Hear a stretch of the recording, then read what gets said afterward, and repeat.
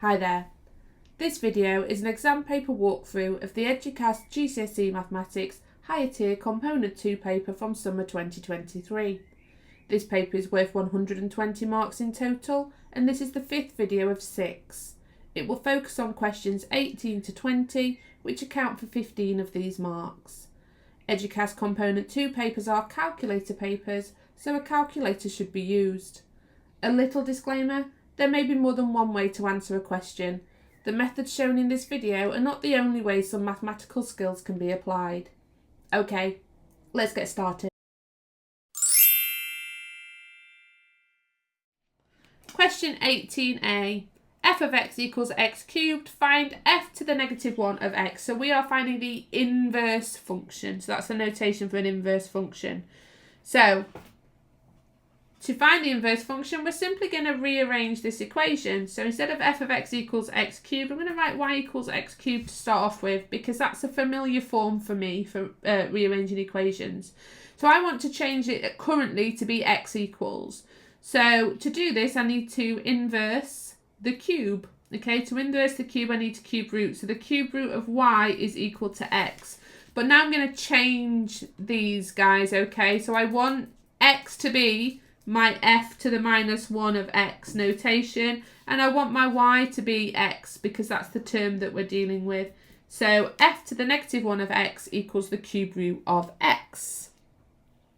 Part B, g of x equals 5x subtract 1 to the power of 3. Expand and simplify g of x. Okay, so we are expanding triple bracket. So remember that power of 3 means that bracket multiplied by itself 3 times. So I'm going to start by expanding the two brackets at the start. So 5x multiplied by 5x is 25x squared. 5x multiplied by negative 1 is negative 5x. Negative 1 multiplied by 5x is negative 5x. And negative 1 multiplied by negative 1 is positive 1. I've still got that third bracket, but what I am going to do is I'm going to collect like terms inside that front bracket to start off with. Then I've got less terms to multiply by that third bracket. So 25x squared, negative 5x take away another 5x, so it's getting more negatives. So that would be negative 10x plus 1. And now we're going to expand these two brackets. So 25x squared multiplied by 5x is 125x cubed. Negative 10x multiplied by 5x is negative 50x. And 1 multiplied by 5x is plus 5x. Now I'm going to multiply all of these terms by negative 1. So 25x squared multiplied by negative 1 is negative 25x squared. Negative 10x multiplied by negative 1 is positive 10x. And positive 1 multiplied by negative 1 is negative 1. So now we're going to collect like terms again. So I only have one cubed x cubed term. All right. I have, that should be 50x squared. Very silly. Negative 10x multiplied by 5x is negative 50x squared. My brain. Okay, so I'm going to collect the x terms together. So negative 50x subtract 25x squared is negative 75x squared. Then we have 5x plus 10x. So we have 15x. And then we have the negative 1 on the end.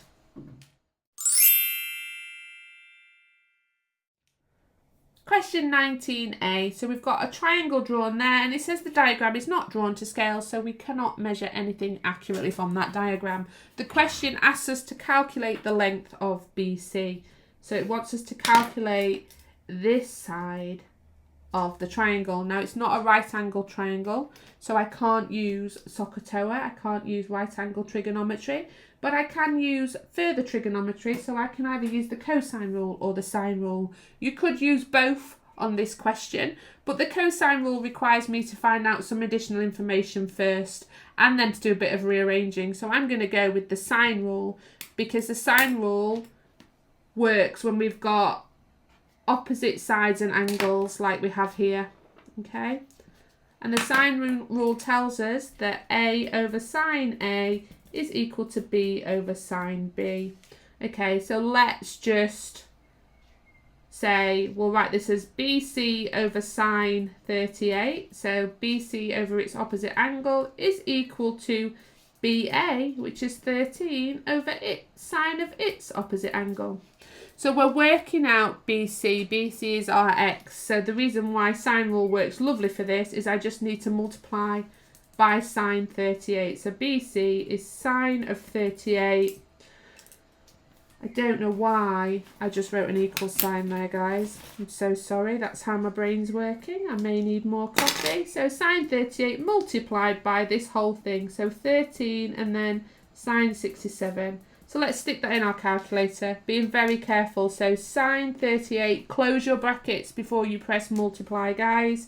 And I'm going to enter this as a fraction just to be sure. So that's sin 67, closing my bracket. So that is 8.694793025, and it's centimetres because we're working in centimetres. Now the question doesn't ask me to round in any way, so I am not going to round the answer. I'm going to leave it exactly as it is. Okay, 19b. So we have another triangle, again not drawn to scale, so we cannot measure accurately from it. It wants us to calculate the length of EF. Now to calculate the length of EF, again, it is not a right angle triangle, so I can't use SOHCAHTOA. I am going to have to use the sine rule or the cosine rule. For this one, I am absolutely going to use the cosine rule. So the cosine rule works with sides, two sides, and the included angle. So if you've got two sides and the angle at the point where those two sides meet, we can use the cosine rule. So the cosine rule will be on a formula sheet, but it is a squared equals b squared plus c squared minus 2bc cos a. So a squared is what I'm looking for, so I'm going to say that's EF. So EF squared is equal to the other two sides squared. So 6 squared plus 11 squared, subtract 2 times 6 times 11 times by cos A, and my angle is 43. Okay, let's simplify this a little bit then. So 6 squared plus 11 squared equals 157. And then 2 times 6 times 11 is 132 cos 43. Why did I bother doing that? Why did I not just stick it all in my calculator? Because if I type all of that in my calculator compared to all of this, I'm going to make a mistake somewhere with a bracket or something, and I don't want that to happen. Now I'm going to type this in my calculator to find out EF squared. So 157 subtract 132 times by cos 43, close your bracket. So we have 60.461311139. This is EF squared. We don't want EF squared, we just want EF. So we need to square root that answer. And I'm showing very clearly that this is what I'm going to do. So if I do make a mistake on my calculator, hopefully the majority of the marks are still there for me. So I've left the answer in. I didn't clear my calculator. It's a good habit to get into, because now I'm going to press the square root button and the answer button. It'll take my last answer so I don't have to type this all out. Press equals. So EF is 7.7756879197. We are working in centimetres again. Both of the other lengths are in centimetres. It doesn't ask me to round, so I'm not going to. Question 20. Sean has 7 numbered cards as shown below. So 1, 2, 3, 4, 5, 6, 7. She shuffles them and turns them face down. She then turns them over to make a 7-digit number. How many different 7-digit numbers can Sean make? Okay, so this is a combinatrix question here, guys. So when she picks the first card, she has 7 to choose from. But once she's chosen that card, when she picks the second card, she only has 6 to choose from.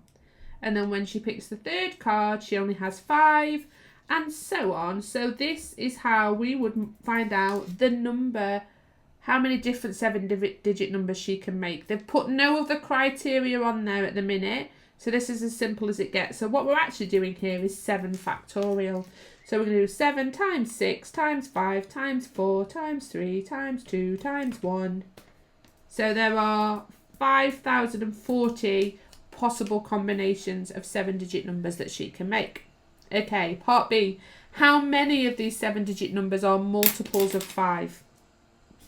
Okay, this is where there's a criteria. So the only way this 7-digit number can be a multiple of 5 is if it ends in a 5 or a 0. Well, we don't have a 0 in these cards, but we do have a 5.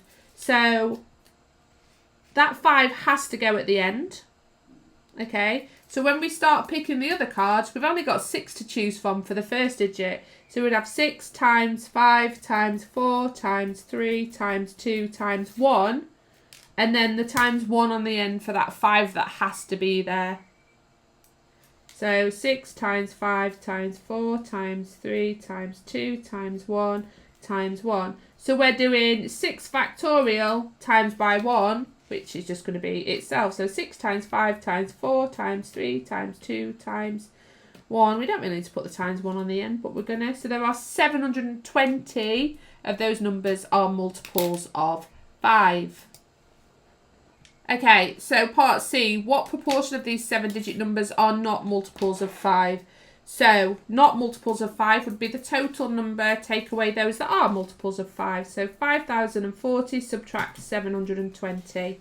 So 5,040 subtract my answer that was still there. So that's 4,320 are not, but we want this as a proportion. So that's 4,320 out of 5,040 all together. And if I stick that in my calculator, 4,320, 5,040 as a fraction, it will simplify that for me. So 6/7 of those 7-digit numbers are not multiples of 5.